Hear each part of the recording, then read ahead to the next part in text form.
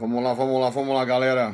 Hoje, de modo não comum, como a gente tem feito aqui no nosso Periscope, eu começo sem música. Eu pensei a música que eu iria colocar hoje para a gente discutir o tema bastante complicado e achei melhor não colocar a música que eu queria colocar, porque poderia ser tendencioso e poderiam achar que eu estava tomando partido. Então, a música que eu iria colocar hoje não está sendo colocada porque eu não posso trazer qualquer tipo de tendência. Vou tentar ser o mais isento possível, na medida do possível. Vou tentar não trazer qualquer posicionamento pessoal e vou tentar ser técnico. O que eu peço para os meus amigos que já estão aí presentes, peço desculpas pelo atraso de 20 minutos, que eu estava terminando de organizar aqui a nossa apresentação. Nada, como disse aqui, eu procuro fazer de improviso, procuro em respeito a vocês que estão aí, fazer algo bem organizado para trazer elementos. A gente já está chegando em 1.6K, isso é extraordinário, isso significa que tem 1.600 pessoas ligadas, aí agora 1.700 pessoas ligadas para a gente debater o tema de hoje. Eu pediria, por favor, que se possível vocês convidassem os amigos. Vocês têm uma ferramenta aqui nesse bonequinho de dar um share no Twitter, um share, tá, tô com o meu Twitter ligado aqui, já tô vendo que a galera já tá divulgando, Karina Gomes, Daiane Araújo, Melby, Indy, Thaís Rego, Glenda, tá bombando aqui, é uma coisa impressionante. Eu agradeço do fundo do coração essa parceria de vocês. Veja que eu até cortei o cabelo hoje para fazer o Periscope, falei ter que entrar com o cabelo arrumado, deu tempo finalmente de cortar o cabelo, tentei já várias semanas tentando cortar esse cabelo, e a gente tá chegando em praticamente 2.000 pessoas, batendo o recorde da outra vez que a gente entrou aqui. Isso é impressionante, 2K é alucinante, gente. Vamos, é uma coisa de louco pra vocês verem. Às 11h22, hoje é dia 16 de março, um dia que vai ficar para a história do país, pra gente debater esse tema. Então vamos lá, como é que eu vou organizar a minha apresentação aqui? Eu criei basicamente 5 itens na minha organização que eu estou olhando aqui. Um ato para falar da nomeação em si do ex-presidente Lula, que todo mundo fala que é o presidente Lula, não, é o ex-presidente Lula como ministro de Estado. Este ato aconteceu hoje e nós vamos discutir sobre isso. O item 2 é discutir se houve ou não desvio de finalidade na escolha do Lula para ser ministro de Estado do Brasil. O item 3 é para falar em se admitindo um eventual desvio de finalidade, qual é o meio de se atacar este ato da Dilma que nomeia Lula. Que tipo de ação seria essa? Item 4 para falar da questão do foro. Estão dizendo foro privilegiado, eu prefiro a expressão prerrogativa de foro, e discutir como é que fica esta questão da prerrogativa de foro à luz da Constituição brasileira, à luz de convenção internacional, e como é que fica a situação da jurisprudência do Supremo, bem como saber o que vai acontecer, já que se tem conhecimento público que há uma investigação também recaindo sobre a mulher do Lula, filhos do Lula. Como é que fica essa questão? O Lula, se tiver prerrogativa de foro, se os autos vão continuar na Lava Jato em relação à mulher, Dona Marisa, e filhos do Lula ou não, se há desmembramento, se não há desmembramento. 2.K é extraordinário, eu agradeço, vamos então desenvolver. O que se tem hoje, e eu já anunciava ontem à noite, o Lula chega em Brasília, a imprensa mostra ele chegando com um jatinho, até nas aulas, e se discute de quem é esse jatinho, quem é que... Não me parece, jamais possa ter uma influência aqui, um jatinho de alguém, de alguma construtor. Não faz sentido esse jatinho, mesmo que seja para um debate de um convite para ser ministro de Estado. Então, eu deixo uma crítica desta chegada. Ele chega ao Palácio por volta de 7 da noite, sai às 11, vai para o hotel ali ao lado do palácio, aliás, é o Hotel Alvorada, na verdade não é o hotel, é o antigo Blue Tree. Quando vou a Brasília, gosto de ficar muito lá, um hotel muito agradável, de frente do lago, muito bonito aquele hotel. E depois, no dia seguinte, o Lula encontra novamente com a presidente Dilma. O que se tem na manhã de hoje são especulações de que ele aceitaria o ministério e sai hoje um diário oficial extra. Isso é muito curioso, né? O diário oficial extra não é comum em termos de nomeação. Isso não é comum, diário oficial extra para nomear ministro de Estado. Então foi primeiro uma situação de bastante curiosidade, um diário oficial extra na nomeação do presidente Lula como ministro. Estou lendo aqui, esse decreto fica histórico, não há a menor dúvida, decreto número 16, decreto é 16 de março de 2016, este decreto, eu vou ler, nomeia Luiz Inácio Lula da Silva para exercer o cargo de ministro de Estado, chefe da Casa Civil da Presidência da República. Apenas uma observação, a nomeação de ministro de Estado, ela é um ato discricionário do presidente da República, ele está previsto no artigo 84, inciso 1, que diz ser atribuição do presidente da República, compete privativamente a ele nomear e exonerar os ministros de Estado. Trata-se aqui de um ato, insisto, discricionário do presidente da República, é uma escolha política, o presidente escolhe um ministro de Estado para, na forma do artigo 76, auxiliá-lo na condução do Executivo. O 76 diz que o Poder Executivo é exercido pelo presidente da República, auxiliado pelos ministros de Estado. Este ato discricionário deve observar requisitos objetivos do artigo 87, quais sejam, leio para vocês, os ministros de Estado serão escolhidos dentre brasileiros maiores de 21 anos e no exercício dos direitos políticos. Vejam que o Lula digo ainda porque, muito embora exista uma investigação que vem sendo feita pelo Ministério Público de São Paulo e pela força-tarefa da Lava Jato, está sendo investigado. Ele, portanto, não está com o direito político suspenso. O Lula se enquadra nos requisitos do artigo 87 e foi escolhido pela presidente Dilma. Muito bem, colocado isso, a gente tem que analisar, e depois, gente, eu confesso que o que vocês estão escrevendo aqui, eu procuro não ler para não me desconcentrar. Então, 3 alucinante, não tive, galera, obrigado, a gente tem 3.000 pessoas assistindo a gente ao vivo aqui, então eu peço desculpas, depois eu abro para os comentários, eu não estou conseguindo, eu não estou prestando atenção, senão eu vou me desconcentrar.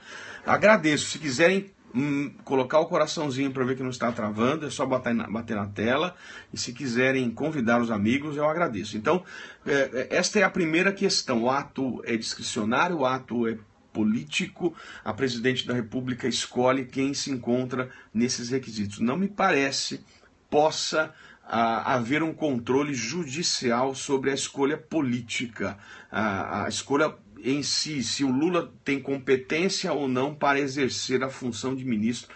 Este é um ato que acho que haveria muita dificuldade para o Poder Judiciário adentrar nesta conveniência e oportunidade de escolha do presidente Lula. Ele é alguém que vai contribuir para auxiliar, para exercer as funções ou não. Isso é uma escolha que a Dilma fez depois de muito tempo. Ela está no segundo mandato, ela entendeu no primeiro mandato que não precisaria do Lula, entendeu em parte do segundo que não precisaria e agora entende que precisa do Lula. Essa circunstância fática ela é interessante para a nossa análise aqui. Muito bem, feita esta observação inicial, eu não posso deixar de informar que mesmo se tratando de cargo de confiança, que é demissível ad nutum, que portanto não tem as garantias de um cargo público, mesmo se tratando de uma escolha política discricionária, eu tenho que observar se esta escolha ela está eivada de vício, de desvio de finalidade ou não. essa questão ela é muito importante. Ou seja, a escolha do Lula, ela tinha ou tem o objetivo de contribuir com o Estado brasileiro, de contribuir com o exercício da função presidencial, ou a escolha do Lula tem um outro objetivo que seria dar uma garantia ao ex-presidente da República. E no caso a imunidade, na verdade a prerrogativa de foro, poderia gerar uma suposta impunidade. Não digo suposta porque não se está dizendo que ele vai ganhar uma total falta de investigação. O que existe é uma transferência, supostamente assim, de investigação da Lava Jato e do Ministério Público de São Paulo para o Supremo Tribunal Federal. Mas a grande questão é, ocorre ou não desvio de finalidade? E eu fiz um vídeo tratando desta questão já na sexta-feira passada, que já sinalizava isso, um vídeo que está até na minha página do YouTube, e este vídeo deve ser completado com circunstâncias de hoje. Por que isso? Porque hoje nós temos circunstâncias novas. O que a gente tem, eu estou aqui com o documento em mãos, isso está na internet, por isso que eu estou mostrando, o documento que está público, o próprio Jornal Nacional anunciou hoje, é uma decisão do Sérgio Moro, que está suspendendo o sigilo das investigações que ocorreram na Lava Jato. Ele justifica essa suspensão do sigilo na data de hoje, dia 16 de março, este é a decisão do Sérgio Moro, e ele justifica a suspensão desse sigilo com base no princípio da publicidade dos processos e para se dar a oportunidade de defesa para o Lula. Basicamente esse foi o fundamento. E ao suspender o sigilo, naturalmente que a interceptação telefônica que foi feita com autorização judicial, diga-se de passagem, ela foi perfeita, esta interceptação, ela não violou a Constituição, o 5º inciso 12, nos termos da lei, ela vaza porque suspendeu o sigilo e dessa forma, já na parte da tarde, a Globo News, ela publica o áudio, e é um áudio bastante interessante. Eu estou aqui com a informação do próprio Ministério da Justiça, isso está veiculado na internet, e aqui há a degravação da conversa do Lula com a Dilma na tarde de hoje. Essa é uma circunstância importante que eu queria considerar na nossa exposição, e vou colocar o áudio da Globo News, um áudio que foi passado hoje na parte da tarde, e eu vou virar só a tela do nosso computador aqui, gente, para que vocês possam então acompanhar o áudio da Globo News. A conversa foi veiculada, está nas redes aí, vocês já devem ter ouvido, o Jornal Nacional passou, eu estou passando porque está na internet, isso é público, não há mais sigilo. Então vamos virar a tela, eu vou virar a tela e vou ouvir o áudio da Dilma conversando com o Lula. A Dilma liga para o celular, não direto do Lula, mas de algum assistente.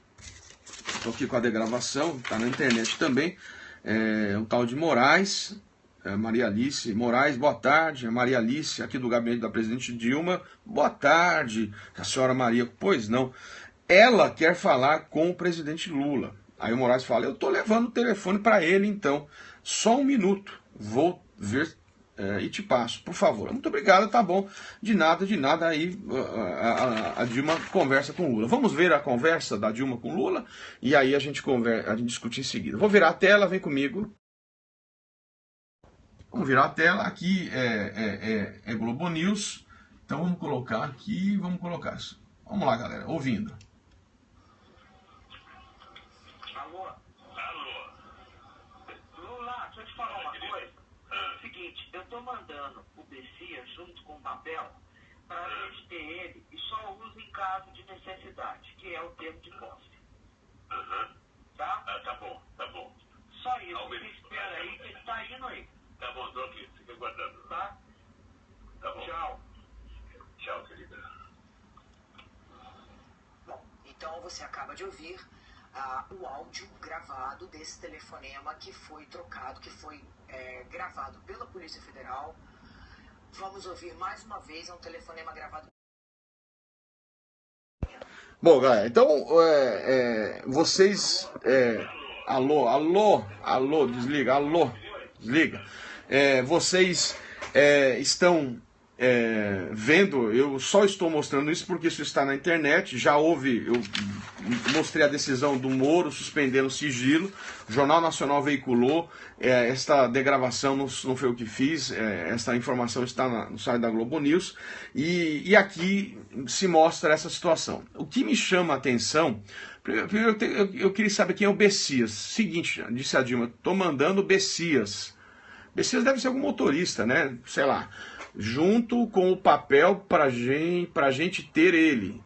Isso me chamou a atenção. E só usa o papel em caso de necessidade, que é o termo de posse. Essa questão me chamou muito a atenção. O que... eu estou dizendo tudo isso em tese, porque isso vai caber às autoridades investigar, mas o que... Messias é o secretário, estão dizendo aí, não é o motorista, é o secretário, então situação mais complicada ainda. O que me parece bastante curioso só usa o termo de posse se precisar, em termos em necessidade. Qual era a grande advogado, sei lá quem que qual era a grande questão aqui? Como está marcada a posse para terça-feira que vem, naturalmente ainda é competente, se a gente vai discutir essa questão ainda da prerrogativa de foro, ainda é competente o Sérgio Moro. E se ainda é competente, ele pode, naturalmente, eu digo, não havendo ainda aqueles diário oficial extra, ele pode naturalmente expedir um mandado de prisão. E todos sabem o que aconteceu ontem. Ontem, cadê aqui? Eu estou até com o papel aqui. Eu também fiquei muito preocupado com o que assisti ontem, foi a delação premiada do Delcídio. Isso está também na internet, até em aula hoje comentei, a delação premiada ela está inteirinha na internet, são mais de 200 laudas, e a homologação pelo Supremo. A teoria homologou a delação premiada ontem do Delcídio, e que faz realmente, quando eu li aquilo, eu até comentei com os alunos hoje, eu vou embora desse país, não dá mais. Claro que é um início, ele tem que provar tudo aquilo, haverá uma investigação, mas é bastante complicada e poderia levar a algumas sugestões, inclusive, de... o Sérgio Moro entendeu que não, mas há comentários envolvendo tentativa de conversar com o ministro, mas o Sérgio Moro disse que afastou, isso não foi avante, mas o que se debate é se poderia, eventualmente, ser expedido um mandado de prisão preventiva contra o Lula. E aí havia esse risco, naturalmente, especialmente com a declinação da competência da Justiça Estadual de São Paulo para a Justiça Federal, envolvendo a análise de eventual prisão, envolvendo o triplex do Guarujá e o sítio. Então havia realmente esse grande debate, essa grande questão.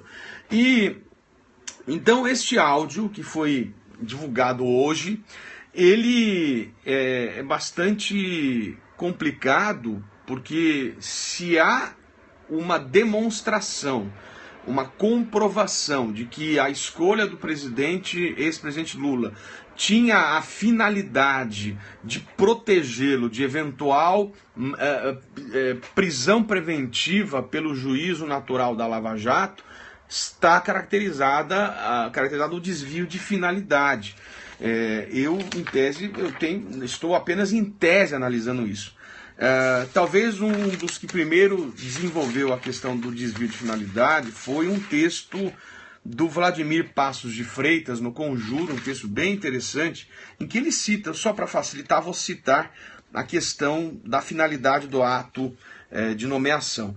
Diz o seguinte, ao citar Odete Medawar: se os motivos forem apenas aparentes, porque o fim desejado é outro, ocorrerá desvio de finalidade. Ou seja, se nomear o Lula tem apenas a finalidade de blindagem ao amigo, ao companheiro, está caracterizado o desvio de finalidade. E o que me chamou a atenção foi alguns pronunciamentos na imprensa, no sentido de dizer que o Lula estava convidado para qualquer ministério que ele quisesse.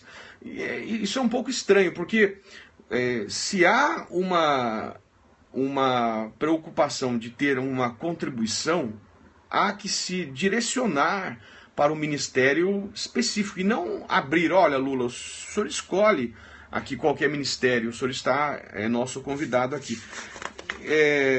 Eli Lopes Meireles disse que o desvio de finalidade ou de poder se verifica quando a autoridade, embora atuando nos limites da sua competência, e a Dilma atuou perfeitamente nos limites da competência, pratica o ato por motivos ou com fins diversos dos objetivados pela lei ou exigidos pelo interesse público.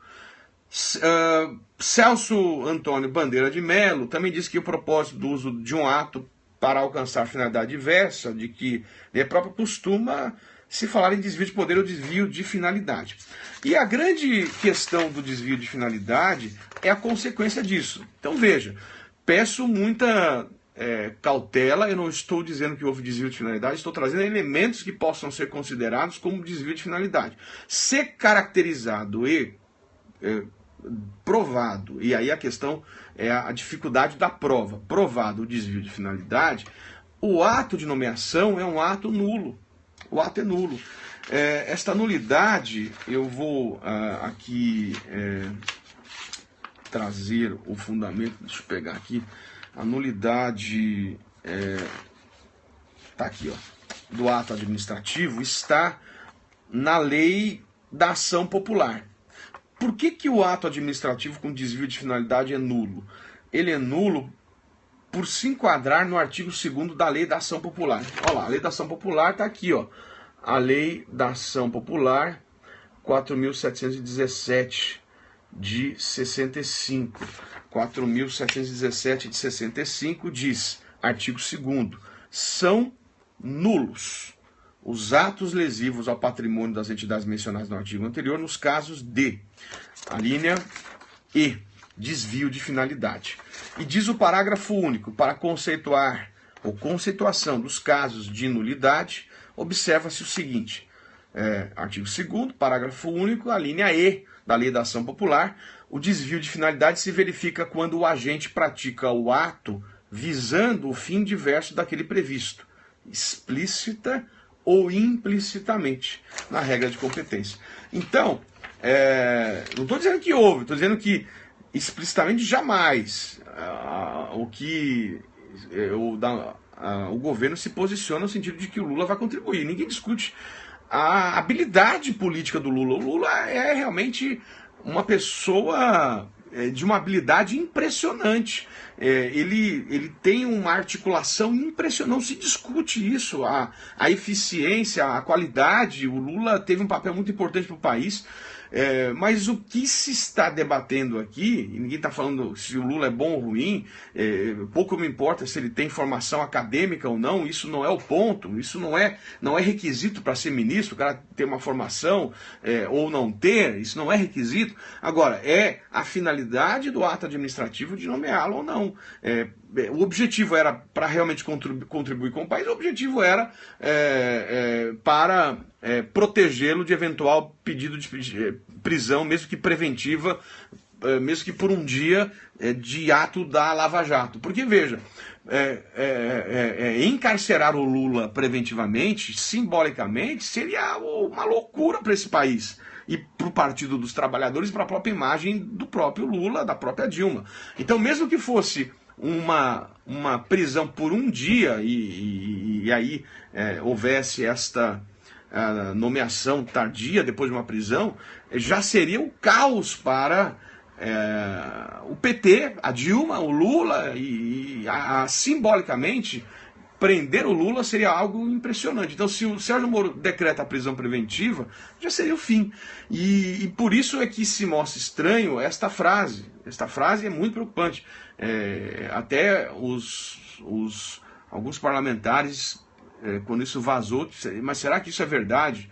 Eu apenas, os documentos que eu olhei na internet, documento da própria Polícia Federal, do Ministério Público Federal, que estão disponíveis, dizendo de, está indo com o Bessias, aí o papel, e você só usa o papel em caso de necessidade.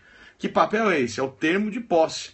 é curioso alguém mandar um termo de posse antes da posse. Normalmente o termo de posse é dado no momento da posse, em que é formalmente a nomeação. Essa é a questão que se coloca. Então, o ponto seria esse: desvio de finalidade, com o objetivo de se evitar a prisão, e isso se mostra, o risco da prisão do Lula era grande, especialmente diante da delação premiada do Delcídio, a colaboração premiada, que também está disponível para quem quiser ler, e a questão da investigação do Ministério Público de São Paulo, a investigação da Lava Jato. O Lula já vinha sendo monitorado, havia já gravação de conversa telefônica dele desde há um tempo atrás. Ele já percebia que havia investigação, essa impressão do Moro. Então realmente é bastante... existem elementos para esse debate. Colocado isso, imaginando que houve desvio de finalidade, qual seria o modo de se atacar esse desvio de finalidade? Aqui eu citei a lei da ação popular.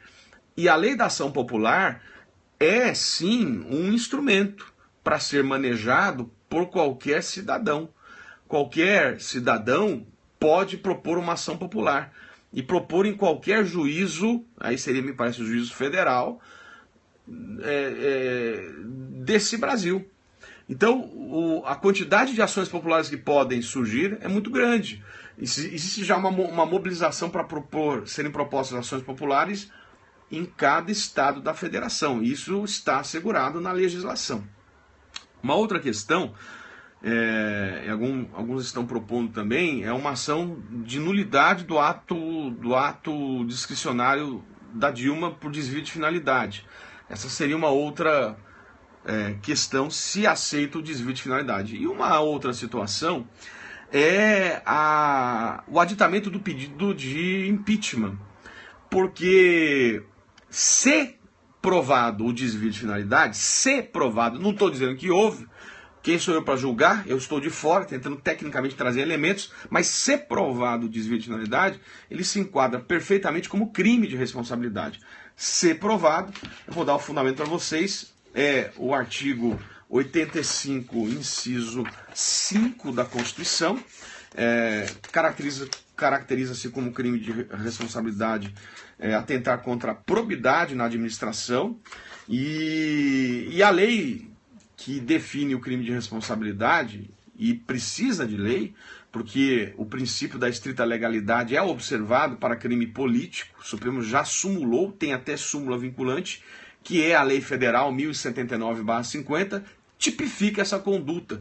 No artigo 9º, inciso... Aí tem que ver se aqueles que eventualmente forem manejar isso, se vão se enquadrar no artigo 9º, inciso 5 ou inciso 7. O 9º diz, são crime de responsabilidade contra a probidade. Número 5, infringir no provimento dos cargos públicos as normas legais. Essa questão de considerar o cargo de confiança um cargo público, parece que sim, consideraria como cargo público que infringiu norma legal. Norma legal é o desvio de finalidade. E o 7, proceder de modo incompatível com a dignidade, a honra e o decoro do cargo. De fato, nomear com uma finalidade diversa viola a dignidade do cargo, a honra e tudo mais. Então, esses seriam, para aqueles que entendem que houve desvio de finalidade, eventualmente, o motivo para a propositura de uma ação popular. Questão ainda que se coloca é a questão do foro. Vamos desenvolver esta questão do foro por prerrogativa de função.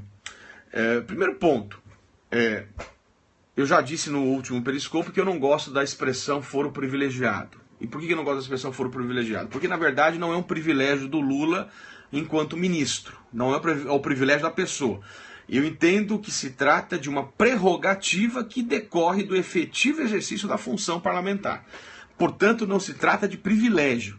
Eu tenho tido cuidado em aula, no livro, de colocar sempre que é uma prerrogativa de foro e não um privilégio da pessoa. Então, vamos entender.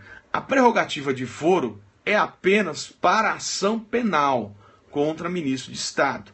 Vamos ler o que diz...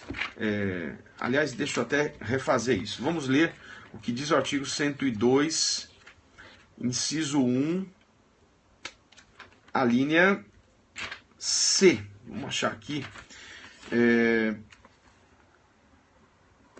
A linha B de bola. Aliás, desculpa, a linha C. 102, inciso 1, a linha C. Compete ao Supremo, principalmente à guarda da Constituição, cabendo-lhe processar e julgar originariamente, ação originária. C. Nas infrações penais comuns e nos crimes de responsabilidade, os ministros de Estado. Então, infração penal comum e crime de responsabilidade, ministros de Estado. A não ser que o crime de responsabilidade praticado pelo ministro, supostamente, seja conexo com o crime de responsabilidade praticado pelo presidente da República, quando então quem julga o crime de responsabilidade é o Senado Federal. Então, por regra, a infração penal comum e crime de responsabilidade, a regra é a competência do Supremo. A infração civil não é de competência do Supremo. O que se tem como competência é a infração penal e crime de responsabilidade. O artigo 102 traz um rol taxativo. O artigo 102 define competência originária do Supremo que não pode ser acrescentada por lei. Isso é muito importante. A legislação não pode ampliar a hipótese de competência originária do Supremo. A competência originária do Supremo só pode estar prescrita de modo taxativo na Constituição. Para mudar isso, eu preciso de emenda à Constituição. E esta emenda não existe, não é uma realidade. Há uma proposta do ministro Theory de ampliar essa situação no caso de ação de improbidade, porque a consequência da improbidade seria a perda do cargo, como é a ação penal, a ação política. Só que esta proposta não avançou do ministro Theory. Por regra, então, infração de natureza civil é da justiça de primeira instância. Como se trata de envolvimento de interesse da União, a Justiça Federal na primeira instância. É isso que se tem. No tocante ao crime, e é isso que está todo mundo debatendo, será que é possível ou não o Supremo rever esta questão por uma suposta manipulação da competência por parte tanto da Dilma ao convidar e do Lula ao aceitar, ou não existe isso? Bom, eu observei aí na internet alguns comentários, e um deles envolve uma Convenção das Nações Unidas contra a Corrupção, que foi adotada pela Assembleia Geral das Nações Unidas no dia 31 de outubro de 2003 e foi promulgada pelo Brasil pelo decreto 5687. 5687, vou colocar o número aqui, decreto 5687 de 2006. E aqui eu vou ler o artigo 2º desta convenção, que diz a seguinte situação. Na verdade não é o artigo 2º, é o artigo, deixa eu colocar aqui, vamos achar, artigo 30, item 2, artigo 30, item 2 da convenção. Diz assim: cada Estado parte adotará as medidas que sejam necessárias para estabelecer ou manter, em conformidade com o seu ordenamento jurídico e seus princípios constitucionais, um equilíbrio apropriado entre quaisquer imunidades ou prerrogativas jurisdicionais outorgadas a seus funcionários públicos para o cumprimento de suas funções e a possibilidade, se necessário, de proceder efetivamente à investigação, ao indiciado e à sentença dos delitos qualificados de acordo com a presente convenção. Então veja, o que parece que essa convenção está dizendo é que existe a regra de prerrogativa de foro prevista na Constituição. Esta regra só seria não aplicada se, ao aplicá-la, haveria algum risco para continuar as investigações. Esta me parece ser a essência da convenção. Eu não sei se o Supremo vai dizer isso. Vai dizer o quê? Que o Supremo não tem competência para julgar e o Sérgio Moro tem. Eu acho difícil o Supremo reconhecer uma situação como essa.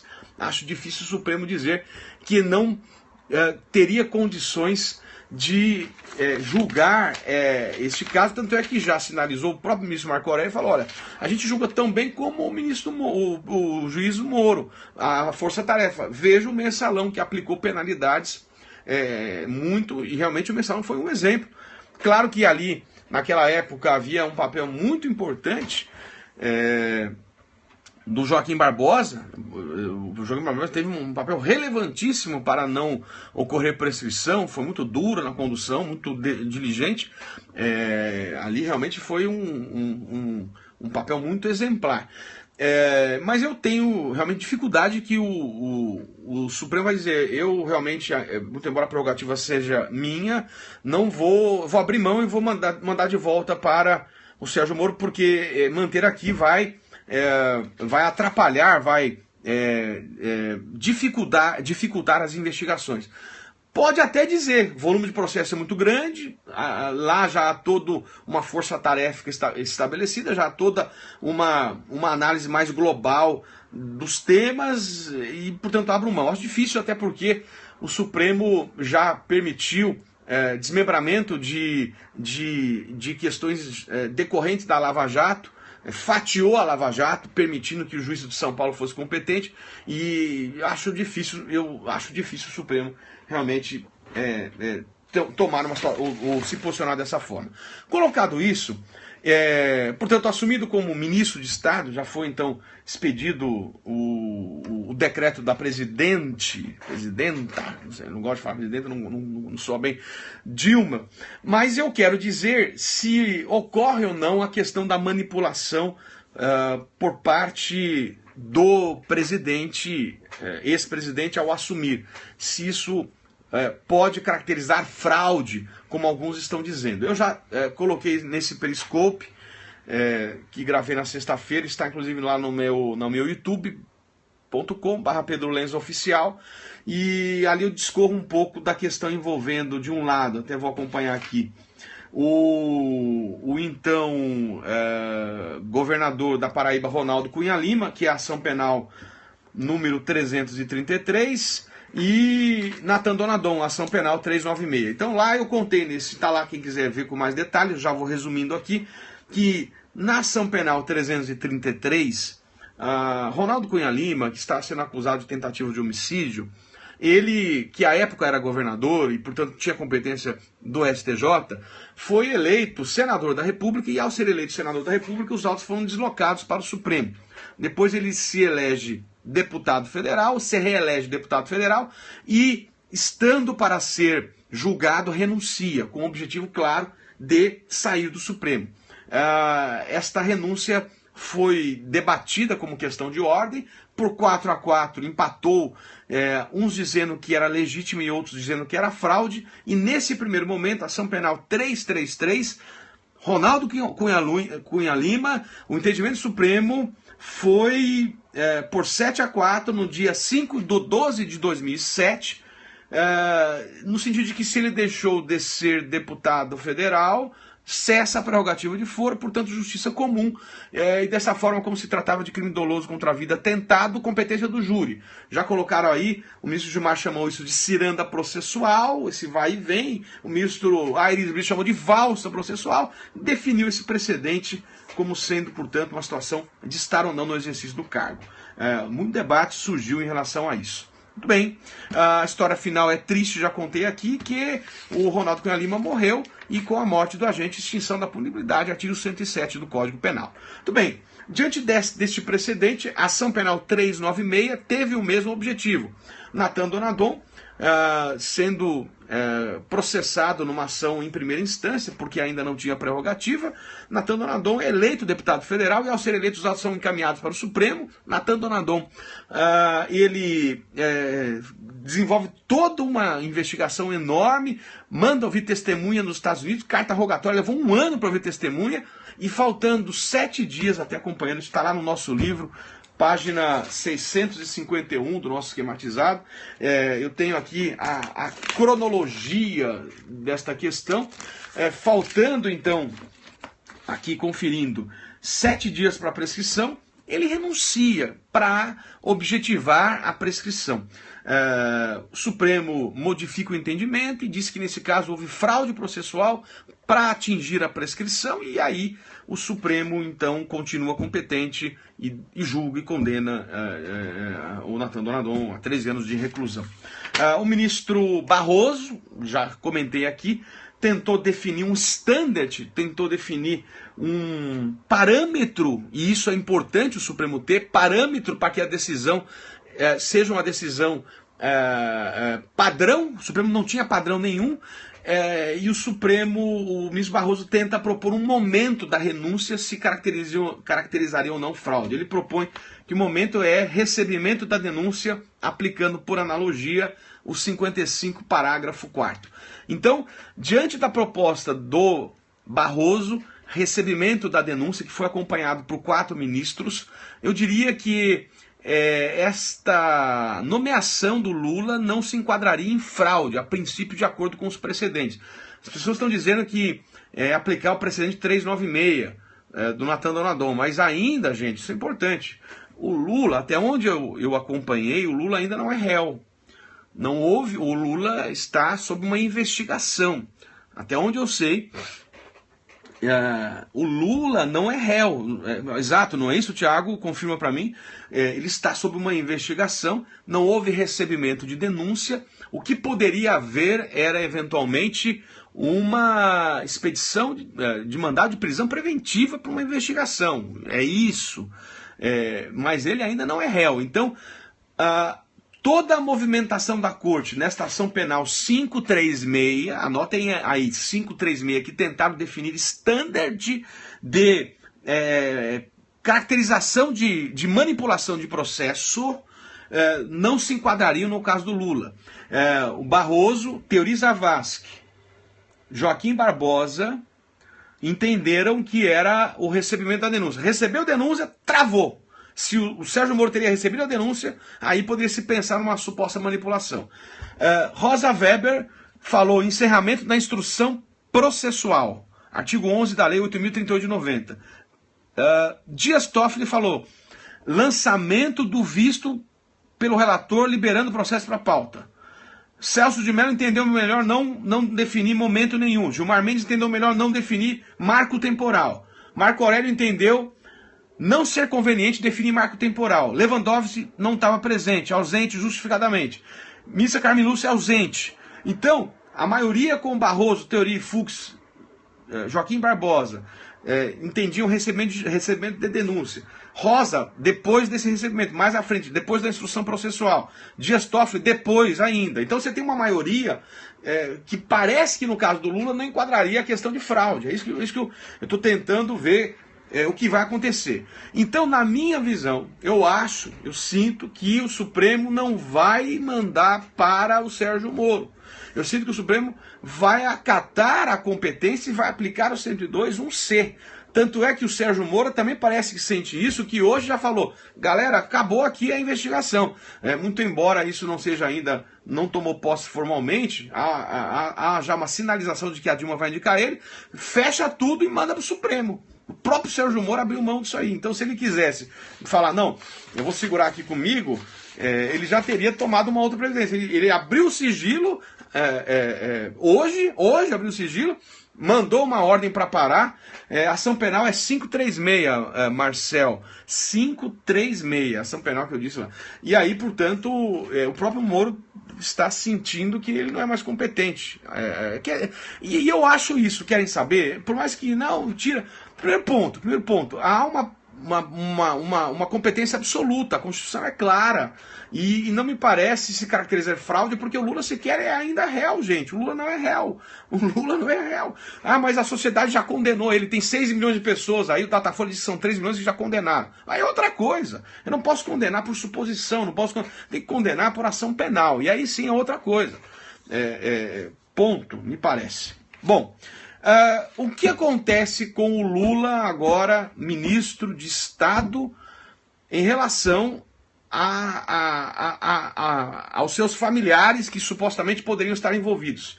Eles também têm prerrogativa de foro? Dona Marisa, filho de Lula, também tem prerrogativa, ser comprovado o envolvimento? Eles estão sendo investigados também na Lava Jato. tem prerrogativa de foro? Resposta: não. O conceito da prerrogativa é claro. A prerrogativa de foro é aquela que decorre do efetivo exercício da função. Como não estão exercendo a função, não tem prerrogativa de foro os familiares do Lula. E você fica imaginando, o Lula, será que ele é tão egoísta assim de dizer, eu vou agora para lá, já que todo mundo falou um monte de palavrão, eu iria falar, mas você, as degravações, a galera fala palavrão, que é uma loucura, eu vou me segurar aqui, mas não falar. O Lula vai, diga um palavrão, que ele falou um monte por aí, e deixa a minha esposa e meus filhos lá se ferrando lá embaixo. Não sei se o Lula faria isso, mas tudo bem. O que vai acontecer? Por regra, qual é a regra? A regra que o Supremo adota é a regra do desmembramento. Eu quero falar então essa situação. O Lula tem prerrogativa. O que acontece com o resto dos eventuais envolvidos? Mulher e filho. A regra é a regra do desmembramento. Vamos falar isso para quem tiver o meu livro. Na última edição eu trabalhei muito na página 811. Muito essa questão, porque isso foi algo muito importante no ano passado. Página 811. Bom, primeiro ponto, anote, eu vou seguir no livro aqui porque já está roteirizado. Súmula 704 do STF. 704 do STF. Não viola as garantias do juiz natural, da ampla defesa e do devido processo legal a atração por continência ou conexão do processo do corréu ao foro por prerrogativa de função de um dos denunciados. Não viola.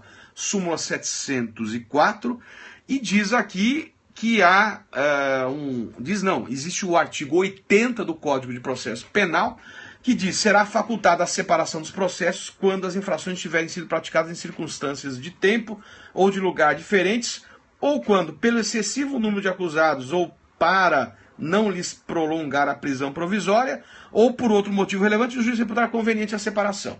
Então há o artigo 80 do Código de Processo Penal que faculta a separação, há a súmula 704 que diz que não se caracteriza a violação o julgamento por conexão, e portanto temos um exemplo do mensalão, que foi um bom exemplo aí, tanto o inquérito como a ação penal. O inquérito mensalão é inquérito 2245, mensalão inquérito 2245, e a ação penal 470. Em ambos se permitiu a atração e a manutenção no Supremo. Por que no Supremo foi no mensalão se permitiu isso? Eu estou lendo aqui, fiz um roteirinho no nosso livro e disse os motivos por que no mensalão se manteve todo mundo lá. Argumentos: devido processo legal e duração razoável do processo. A remessa dos autos a eventual outro juízo provocaria desarrazoada demora no julgamento e, diante da complexidade do feito, aumentaria o risco de se caracterizar a prescrição da pretensão punitiva. Lá mais de 30 réus no mensalão. 2. Risco de, admitido o desmembramento, serem prolatadas decisões inconciliatórias e contraditórias. 3. A situação particular do julgamento do mensalão em razão da complexidade da causa e do volume das informações. 38 réus mensalão, 234 volumes, 495 apensos, 50.199 páginas, o que se confirmou em razão de 53 sessões de julgamento. Olha onde eu fui atrás. 38 réus, 234 volumes, 495 apensos, 50 mil páginas. O acordo do mensalão, cito aqui na nota, um acordo extraordinário com mais de 8 mil folhas. É um negócio impressionante o mensalão. Agora, o Supremo, vamos agora tentar organizar. O ministro Barroso, de novo, tentou roteirizar e organizar.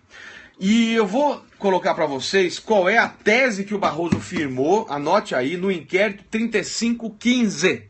Inquérito 3515, Barroso, inquérito 3515, disse, aspas, a menos que haja risco de prejuízo relevante para a apuração dos fatos investigados e ou para a prestação jurisdicional, deve-se proceder ao desmembramento de investigação ou processo já instaurado a fim de limitar a atuação do Supremo aos detentores de foro por prerrogativa de função. Então vamos lá. Barroso, a emenda do seu voto. A menos que haja risco de prejuízo relevante para a apuração dos fatos investigados ou para a prestação jurisdicional, deve-se proceder ao desmembramento de investigação ou processo já instaurado a fim de limitar a atuação do Supremo Federal aos detentores de foro por prerrogativa de função. Então, a menos que haja risco de prejuízo relevante para a apuração dos fatos ou para a prestação, deve-se proceder ao desmembramento. A regra é a do desmembramento. A manutenção no Supremo daqueles que não têm prerrogativa de foro é excepcionalidade. Este é o entendimento. O ministro Lewandowski disse, nas manifestações dele, no julgamento do inquérito 3515, folhas 10 do voto, inquérito 3515, Lewandowski, que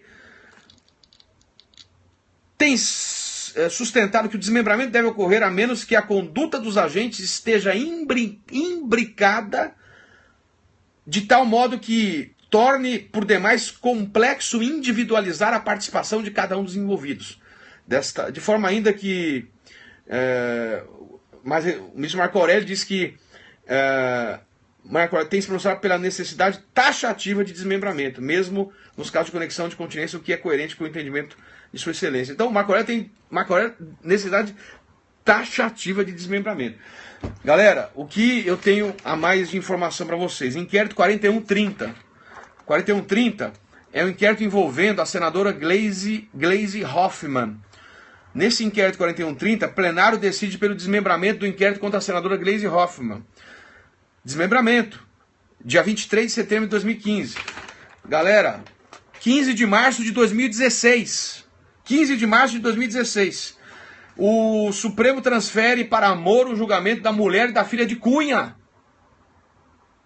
Hoje é dia 17, já virou meia-noite.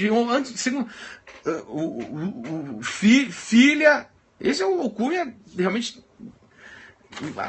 Eu não sei, meu amigo, envolvendo de filho... porque a filha e a mulher, de acordo com as investigações, encontram o nome delas no exterior. Então, por isso, desmembrou e mandou filha e mulher, desmembrou. Ele, que é deputado federal, tem prerrogativa de foro, Cunha, e mandou levar para Lava Jato. Galera. Então, o que eu vou dizer sobre essa questão é que... Vamos tentar resumir tudo o que eu estou pensando aqui. Vamos tentar resumir tudo o que eu estou pensando. Vamos lá. Porque já é 00h15, o tema exigiu tudo isso. A gente está com praticamente 4.000 pessoas ao vivo que se mantiveram aqui. Isso é alucinante, isso é impressionante. Eu tenho que agradecer aí a presença de todos. Vamos então confirmar. Primeiro que eu entendo que o ato de nomeação é um ato político, discricionário, a Dilma escolhe quem ela quiser, preenchidos os requisitos do 87. Este ato político só pode ser questionado se houver desvio de finalidade. O desvio de finalidade poderia estar caracterizado com aquela gravação que o Sérgio Moro autorizou, porque levantou o sigilo, ao deixar claro a Dilma que mandava o documento para que, se fosse o caso, o Lula usasse. Ou seja, se houvesse mandado de prisão, o Lula fala, opa, tá aqui, ó, a dona Dilma mandou o documento, eu já sou ministro, então o senhor não tem mais competência para me prender, vai embora. Essa seria a situação. Eventual mecanismo de se discutir este ato que se caracterizou supostamente como desvio de finalidade seria a ação popular, uma ação declaratória de nulidade e o processo de impeachment. Lula, como ministro, eu tenho dificuldade de enquadrar como fraude. Eu tenho visto as pessoas falarem da ação penal 396, eu tentei mostrar que não me parece que dá para caracterizar como fraude. Ação civil pública poderia se pensar também, a questão supostamente de improbidade, poderia se pensar também, todas essas ações são ações de primeira instância. Então, a questão do foro do Lula, meus amigos, eu acho que não dá para tirar. Eu acho que o Supremo não vai aplicar a convenção, porque eu acho difícil o Supremo dizer que ele não tem competência para julgar, que vai atrapalhar e que, portanto, ele não vai julgar e vai mandar para o Moro de volta. O próprio Moro já sinalizou que ele não é mais competente. Então, eu acho difícil aplicar a convenção da ONU. Acho difícil contra a corrupção. Acho que o Supremo assume a competência, vai julgar o Lula e vai tocar o processo. A lógica é que o Supremo, ao julgar o processo contra o Lula, desmembre aqueles que não têm prerrogativa de foro, serem julgados pela Lava Jato. É o que deve acontecer, na minha visão, nas cenas do próximo capítulo. Meus amigos, acho que era isso. A gente está quase 1 hora aqui. Eu agradeço profundamente. Eu tentei ser isento aqui. Eu não estou falando como cidadão Pedro Leite, estou falando como professor tentando ser isento. Os áudios estão aí na internet. Vocês podem colocar. O G1 tem a cópia de todos os autos, todos os áudios dessa degravação. Estou à disposição. Vou conversar com a galera. 4.000 ao vivo, 00:15. Eu não sei o que dizer. Eu só tenho a agradecer a vocês por esta confiança nesse nosso objetivo e papel de esclarecer, de contribuir. E eu não vou falar nada sobre Lula, sobre Dilma. Eu quero tentar respirar. Não coloquei nenhuma música para não ser parcial. E é isso, galera. Vamos dar um abraço para quem? O Saulo. 4.000 pessoas ao vivo, isso é impressionante. Aguardando esquematizado 2016. Isso tudo de hoje tá na última edição, tá atualizado, gente. Eu estou trabalhando, a previsão eu estou trabalhando, mas esses acontecimentos diminuem o ritmo aqui, porque foi uma loucura realmente o dia de hoje, o dia que vai ficar para a história. O Supremo iria debater a questão hoje do parlamentarismo. Eu entendo que instituição de parlamentarismo ele só poderia se houvesse uma consulta popular. A questão do mensalão abriu a porta para o mensalão agora. O Supremo liberou o mensalão e certamente vai andar o mensalão. Há mais um elemento suposto para mensalão aqui, conforme a gente discutiu, para que então, e que fique claro isso, a questão de julgamento de crime de responsabilidade da Dilma não é o Supremo que vai fazer, é o Senado que vai julgar, havendo uma autorização da Câmara por 2/3, essa procedibilidade da Câmara. Então vamos ter que aguardar. Agora, se a Dilma falar quem manda aqui, quem vai governar é o Lula, porque eu criei um super ministro aqui. Você está criando talvez um modelo de parlamentarismo, o Lula como primeiro-ministro e o presidente como uma rainha da Inglaterra. Poderia até se pensar, se isso na prática for verificado, esse desvio de finalidade do papel do ministro de Estado no presidencialismo, você poderia pensar também em mais um elemento para debater, dependendo dos poderes que forem dados ao Lula aí, né? Estão falando no parlamentarismo às avessas, né? Realmente a gente tem uma experiência no império de um parlamentarismo às avessas, porque o executivo estava muito imbricado com o primeiro-ministro que ajudava nessa composição aí. Então realmente é algo como um parlamentarismo às avessas, desvirtuando a Constituição e violando a Constituição também, dependendo de como o Lula foi exercer esse papel de ministro. Ele não pode, quem exerce o poder executivo é o presidente da República, que é auxiliado pelo ministro de Estado, artigo 76. Galera, como é que vocês estão aí? Então vamos dar abraço para quem? Vamos dar abraço para a vitória da conquista na Bahia. Aliás, Bahia, estou na sexta-feira, estou aí, dia 18, estou para falar sobre o tema impeachment, crime de responsabilidade. Mas acho que já tem muita coisa da palestra, porque não tem como não falar na palestra também. Na sexta-feira eu vou estar em Salvador, no Fiesta Hotel, para falar do tema do crime de responsabilidade. Abraço para o Rio de Janeiro, Amapá está presente, o Rio Grande do Norte, para Rio de Janeiro, Espírito Santo, galera, 4.000 pessoas ao vivo aí. Quando a gente desligar isso aqui vai dar pico, porque entra e sai de 5, 6 mil pessoas, 7 mil pessoas, é impressionante. E aí, outro dia falaram que eu sou o Cupido Lenza, né? Veio um monte de convites aí, né? 4.000 pessoas, galera. Quem tiver querendo arrumar um namorado agora, agora. Agora é o momento de arrumar namorado, porque 4.000 pessoas, alguém está aí solteiro. Quem está querendo arrumar um namorado, levanta a mão e faz joinha aí. Olha lá, tá vendo? Tem alguém aí que quer arrumar namorado? Olha lá, a galera põe joinha, né? Eu tô, olha lá, quem mais? opa, galera. Eu não, a galera falou não. Olha lá, a galera põe joinha, depois vocês conversem entre si. Olha lá, tá joinha. No privado, conversa, kkk, né, galera? Então, é isso aí, gente. Fortaleza, eu tô solteiro, ó, eu pego. Deus me livre. Então é isso aí. Depois da OAB, vamos focar na OAB, né? Vamos focar no AB, focar no concurso, não pode tirar o foco, galera, né? Quem tá casado, a mulher tá do lado, linha firme. Eu fico feliz, viu? Tô sabendo que tem, as famílias estão assistindo, eu não sei o que tá passando na Globo, derrubamos a audiência da Globo hoje, porque 4 mil pessoas, gente, é impressionante, continuamos com 4 mil pessoas aqui, né? Então isso... fui pedido ao vivo aí, ó. A Priscila 000, pedido ao vivo. Coisa de louco. Esses comentários, as piadas que estão lendo, eu tô tomando cuidado para não ler. Cachoeira de Itapemirim. Tá melhor que o Tinder. O Tinder, o que é o Tinder? É que eu sou casado faz tempo, gente. Tinder é um negócio de namoro, não é isso? Eu escutei dizer. Na minha época esse negócio não tinha esse negócio de rede social, não. Na minha época vai pra discoteca, aí olho no olho, a emoção do olhar, trocar olhar, esse negócio do computador esfria muito o negócio, o coração palpitando, né? Quando você, a química, isso não tem, computador não dá negócio de química não, então o Tinder, mas tudo bem, vamos lá, é uma ferramenta, nos dias de hoje a ferramenta tá aí. Campo Grande, Mato Grosso, São José do Rio Preto, eu quero namorar com o Vademeco, opa, né?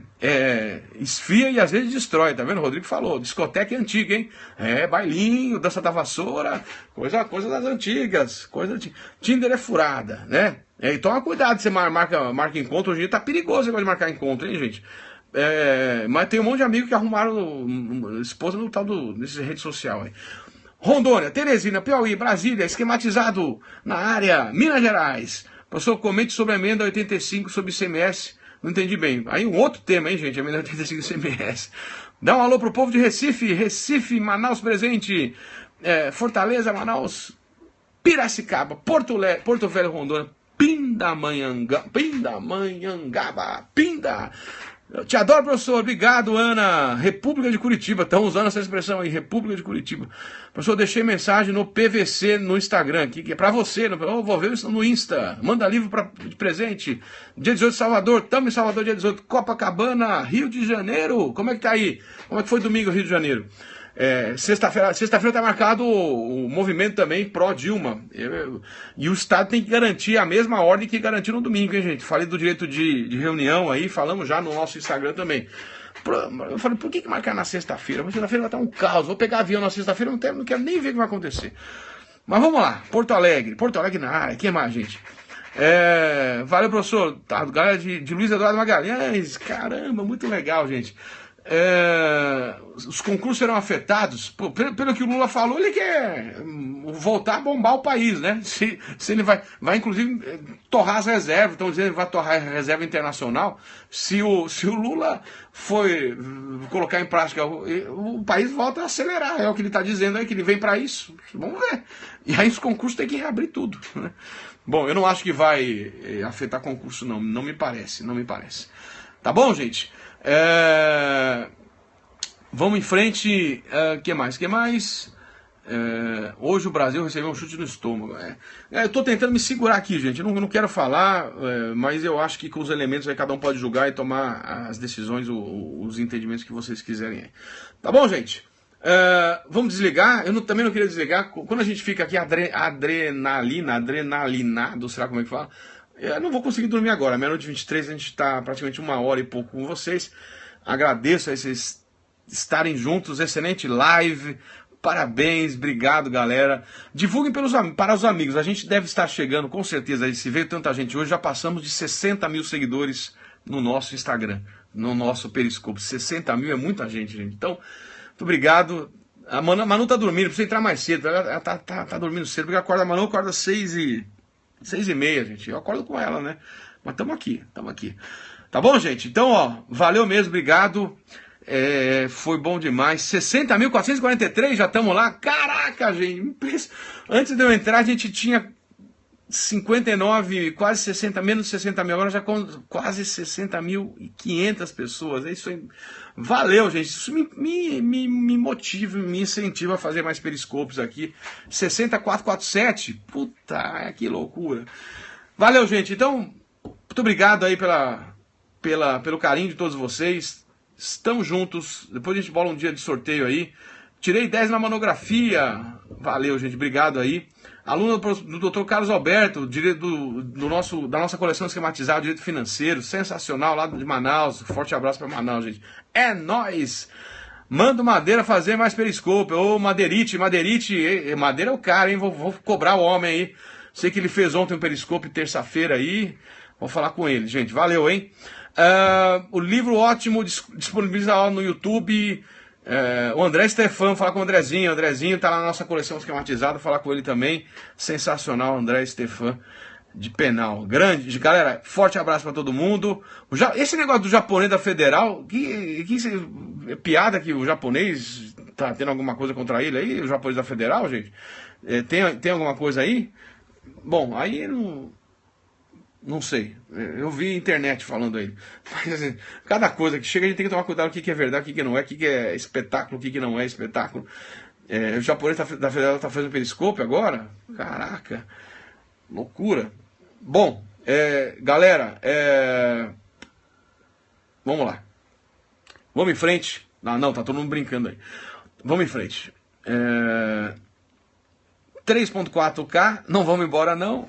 Hoje não vou pôr música, porque aí a gente fica... hoje é um dia sem música, né? Hoje é um dia normal. Quem entrou hoje aqui sabe que toda vez eu coloco uma música, danço, canto. Hoje eu não sei se eu tô com clima para dançar e cantar, por isso não teve música hoje.